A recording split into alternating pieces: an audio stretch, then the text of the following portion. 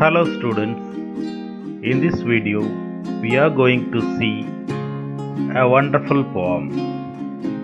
A poem written by the famous poet Henry David Thoreau. This poem tells us how two strangers become great friends.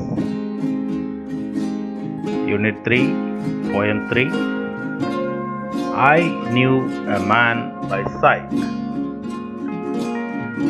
Written by Henry David Thoreau. Henry David Thoreau was an American essayist, poet, philosopher, and historian. He championed simple living in natural surroundings, which is also the subject of his most famous work, Walden.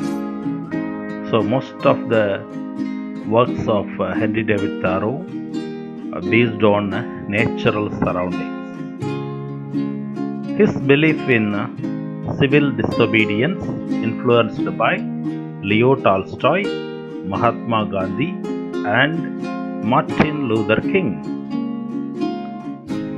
Okay, let's see the poem. I knew a man by sight, a blameless wight, who for a year or more had daily passed my door, yet converts none had with him. So in these lines, the poet says that he known a man just by seeing him, and there was no other relationship between them, like a classmate or colleague or something like that. He knew the man only by seeing him, only by sight. Okay, he would pass the house of the poet daily, but they didn't talk with each other. They didn't have a conversation. So converts means here the conversation. Okay, let's see the next stanza. I met him in a land, him and his can, about 3 miles from home, where I had chanced to roam, and volumes stared at him, and he at me. Which means, again, the poet had met him in a street with the can in his hand, about 3 miles from his home. Okay, 3 miles away from the home. They had met again. So at this time, what had happened? Both of them stared at each other. That is what happened. They didn't talk, but they have stared at each other. The stranger stared at the poet stared at the stranger. So here the words chanced means happened, and volumes means here for a long time. Okay, let's move to the next stanza. In a more distant place I glimpsed his face and bowed instinctively. Starting, he bowed to me, bowed simultaneously, and paused long. Which means, again, the stranger and the poet had met each other, and this time what had happened? In a very long distance place they had met, The moment the poet saw that man, he immediately bowed him. That stranger also bowed at the poet. Both of them bowed simultaneously. Okay. At the same time, they had bowed each other and paused without any discussion, without any conversation. Okay. So this time they had met each other and bowed each other, and without any conversation they have passed away. Okay, let's move to the next one. Okay, here with the meaning for the some of the new words which will help us to understand the poem in a better manner. So converse means here conversation, chanced means happened, volumes means heard for a long time, instinctively means by using one's natural tendency to behave in a particular way rather than by thought or training. Starting means moving suddenly and quickly because of surprise or fear. Simultaneously means at the same time as something else. Okay. Social means relating to leisure activities that involve meeting other people. Wilderness, a desert, or any other area of natural land which is not used by people. Mess means difficult situation. Bosom friend, a very close friend. Meetings, which means I think. Okay, let's continue the poem.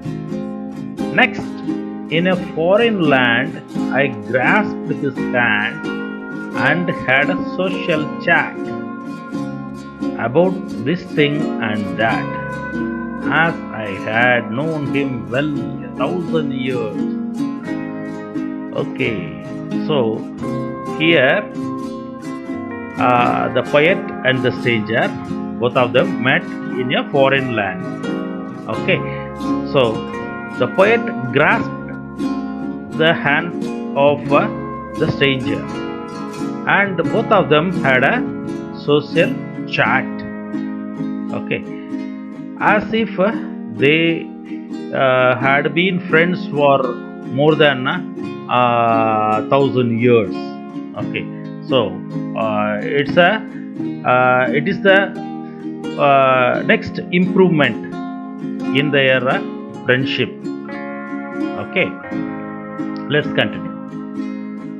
Late in wilderness, I shared his mess, for he had hardships seen, and I a wanderer been. He was my bosom friend, and I was his. So we have seen earlier that wilderness is a desert or any other area of natural land which is not used by the people, and mess is a difficult situation. Bosom friend, a very close friend. Okay, so now what had happened? The next improvement in their friendship. So both of them discussed about the difficulties they had come across in their lives. Okay, so the stranger had shared his hardships, and also the poet shared his hardships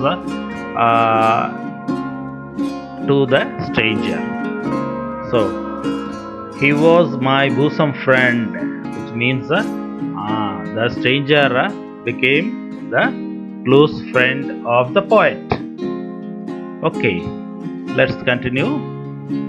And as methinks shall all, both great and small, that ever lived on earth, early or late, their birth, stranger and foe, only each other know. Okay, what are the meanings of these lines? Let's see. So, any person, whether great or small, okay, either early or late by their birth, okay, they should know each other. Okay, nobody cannot be without knowing others. Okay, so it's a beautiful poem about friendship. Okay, the poet here concludes the poem saying that nobody should be unknown to anybody. Everyone should get to know everyone. Okay, okay. Let's see some literary terms present in the poem. The first one, alliteration words. Alliteration words is nothing but repetition of the consonant letters in the same line. Here with we could see the line, for he had hardships see. The letter H is repeating again and again. Okay, this kind of thing is called alliteration words. And another thing given in the poem, the word white. In modern fantasy books, the word white may refers to an undead being. However, the original archaic meaning of the word is a person. Okay, let's see the rhyming words and the rhyme scheme present in the poem. Okay, see the last words of each line. So by seeing that, we could identify the rhyming words and rhyme scheme. Sight white, more door, lion can, home room. So these words sound the same. Okay, so they are called as rhyming words. Place, face, like that we could see the rhyme pattern also. Rhyme pattern. So the rhyme pattern start with the letter A. So the first line, lost word, that should be marked as A. And if the word sounds the same, means again the word letter A can be given to them. Or it differs, means we can take the next letter B. Okay, like that. Here sight white, both sound same, so we can give the rhyme scheme, the A as A and more door, more, it differs from sight white, so we can give the rhyme scheme as B, like that. But the last line in the first stanza, that has some different word, him, so that can be marked as C. So the rhyme scheme or the rhyme pattern of this poem is A A B B C. Okay, like that we have to identify the rhyming words and rhyme scheme. Land, hand, chart, that, nest, mess, seen, been, all, small, earth, birth, like that. We shall identify the rhyming words. Okay. In short, the poem is about a man who at first only knows the other man by sight, by his appearance. They Later meet again 3 miles from home and they just stare at each other.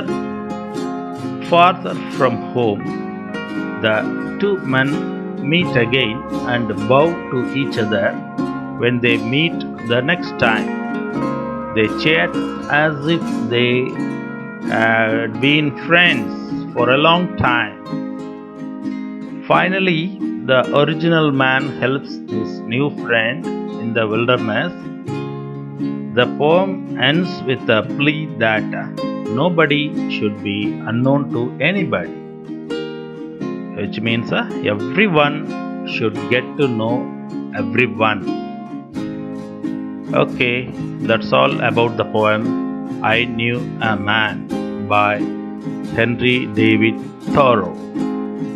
Thank you, students. Have a nice day.